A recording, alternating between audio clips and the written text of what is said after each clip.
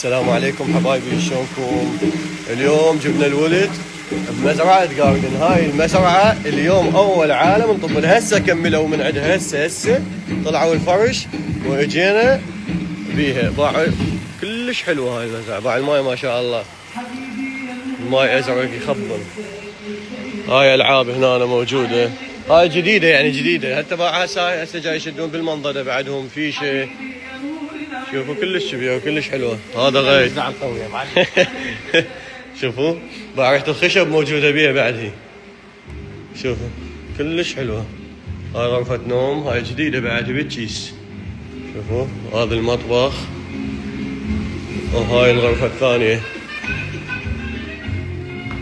كلش حلوة. هذا سويت. هذا الحمام. هسه راح نشوي سمك ودق دومنا للصبح.